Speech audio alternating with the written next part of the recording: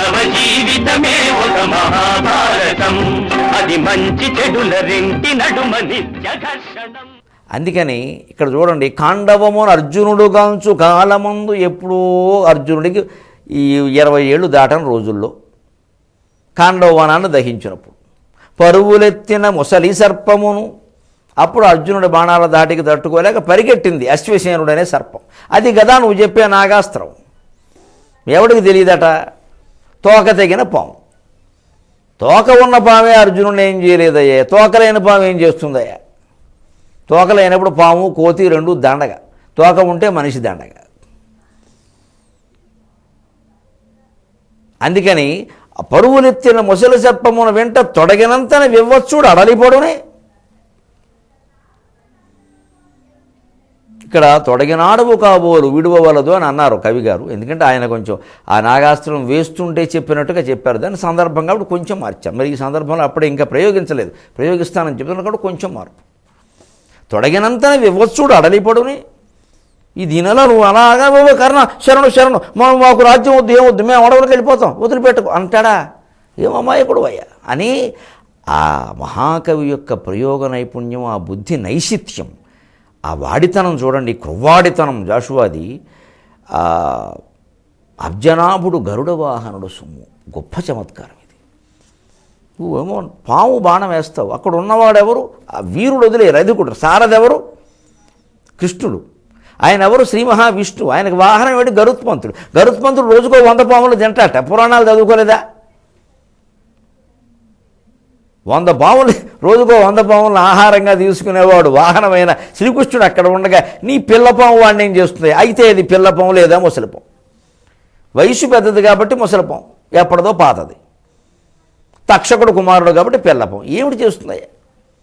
మనిషి బాల్యంలోనూ ఏం ప్రతాపం చూపించలేడు, వార్ధక్యంలోనూ చూపించలేడు, యవ్వనంలోనే కదా ఏం చూపించినా. సూర్యుడు బాల్యంలో చాలా ముద్దుగా ఉంటాడు, ఎర్రగాను. వృద్ధాప్యంలో కూడా చాలా ముద్దుగా ఉంటాడు, ఎర్రగాను.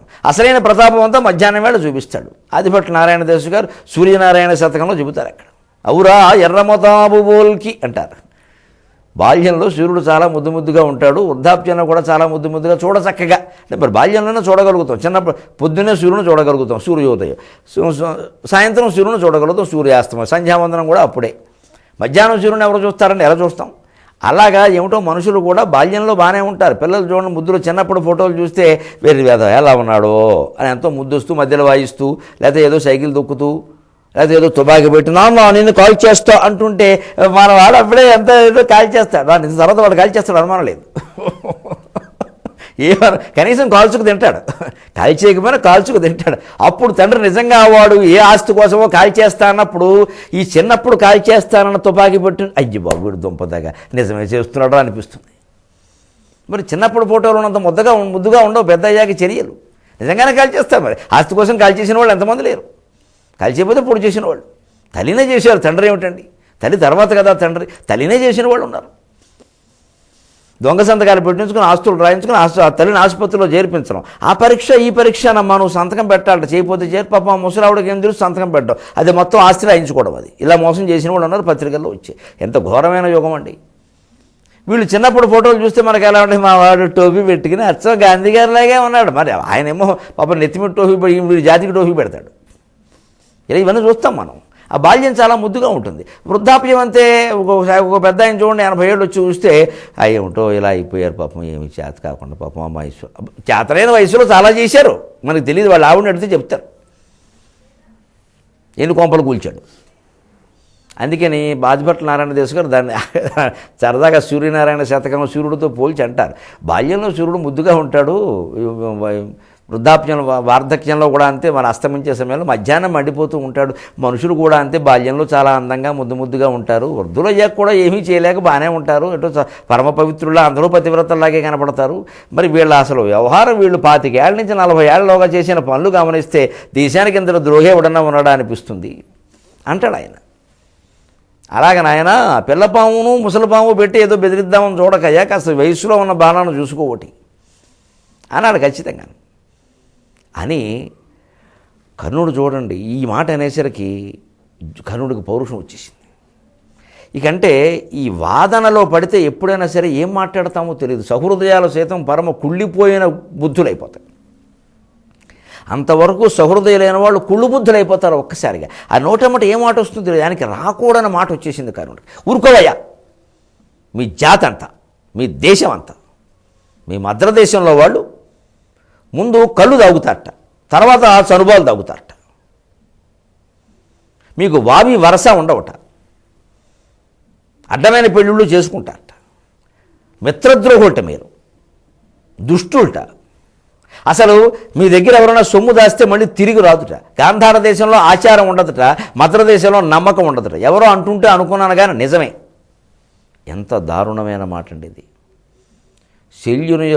శల్యుడు నిర్వీర్యపరుస్తూ అన్న మాటలకు ఇంకా కొంత వెనకాల అర్థమేనా ఉంది, కొంత సత్యమేనా ఉంది వాటిల్లో. అంగారపర్ణుని కంటే మనం ఎక్కువ, చిత్రసేనుడి కంటే మనం ఎక్కువ, శివుడి కంటే మనం ఎక్కువ అంటే పాత విషయాలు గుర్తు చేశాడు కానీ అబద్ధమేముందండి.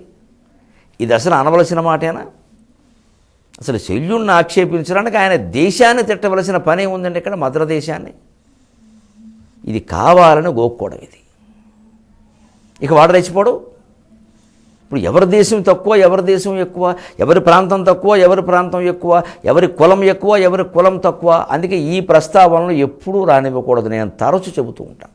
చివరికి దంపతుల మధ్య చిన్న స్పర్ధ వచ్చినా సరే ఆ చిన్నపాటి స్పర్ధకే పరిమితం కావాలి. ఆ కుటుంబం ప్రస్తావన, ఈ కుటుంబం ప్రస్తావన వాళ్ళ మధ్యలో రాకూడదు. వచ్చిందంటే పెద్ద గడ్డిమేడ అయిపోయినట్టు, ఇక పీకలేము దాన్ని. గడ్డివామలో సూది, ఇక దొరకదు అది. అసలు సమస్య పోయింది. ఈ కొసరు అత్తగారు మామగారు మిగిలేరు ఇక్కడ. దీనికి ఎవరు సమాధానం చెప్పలేరు.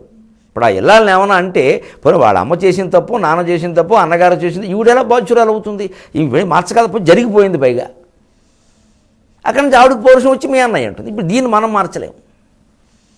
అంటే ఆ పరిస్థితి రానివ్వకూడదు. ఏదో తేడా వచ్చింది ఎక్కడో, దాని గురించే అక్కడతో ఆపేయడమే. స్వస్తి ప్రజాభ్య పరిపాలయంతాం న్యాయేణ మార్గేణ మహిం మహిషా కాఫీం పునఃప్రాప్త అయిపోయిందంతే. మళ్ళీ ఇంకోసారి తాగుతాం ఈ కాఫీ, వదిలేసిపో.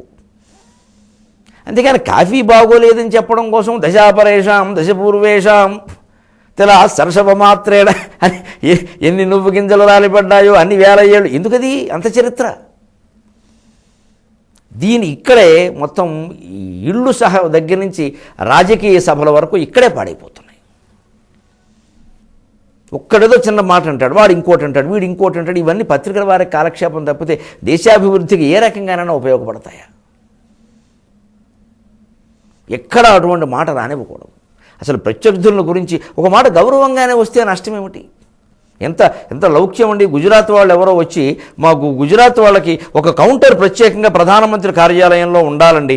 వారికి ఉండాలి, ఆంధ్ర వారికి వద్దా, మహారాష్ట్ర వారికి వద్దా? దేశానికి ప్రధానమంత్రి అయ్యాక ఎలా మాట్లాడాలో అలా మాట్లాడాడు నరేంద్ర మోడీ. గుజరాత్ వారికి ప్రత్యేకంగా ఒక కౌంటర్ ఉండాలంటే వచ్చినవాడు భుజం మీద చేసి, సామాన్యుడు కాదు, శంకర్ సింగ్ వాఘేలా మాజీ ముఖ్యమంత్రి గుజరాత్కి, అనేక పార్టీలు మారాడు మహానుభావుడు. అందుకే భుజం మీద చేసి వాఘేలా గారు మీరు చాలా అనుభవజ్ఞులు, గుజరాత్ వారికి కౌంటర్ ఇక్కడ ఉందండి అని గుండెల్లో చూపించాట. కాళ్ళకి దండం పెట్టాలి నరేంద్ర మోడీకి, ఆ ఔన్నత్యానికి. ఇక్కడ ఉందండి, మళ్ళీ పిఎం ఆఫీసులో ఎందుకంటే అనవసరం కదా. అయిపోయింది. మిమ్మల్ని నేను తక్కువ చేయలేదన్నట్టు అయింది, దేశానికి న్యాయం చేసినట్టు అయింది. వెనక కర్ణాటకకి సంబంధించిన ఓ పెద్ద మనిషి ప్రధానమంత్రి అయితే పక్కా పల్లెటూళ్ళలో ట్రాక్టర్ డ్రైవర్ స్థాయిలో ప్రవర్తించాడు ఆయన. వాళ్ళ ఊరికి మేలే ఎంతసేపు, మరి బహిరంగంగా చెప్పడం నేను చేసుకుంటా, మళ్ళీ నేను అక్కడ పోటీ చేయాలి అంటే ప్రధానమంత్రి కూడా ఇలాగే ఆలోచిస్తే ఎలాగా? మానవ జీవితమే ఒక మహాభారతం, అది మంచి చెడుల రెంటి నడుమ నిత్య ఘర్షణం.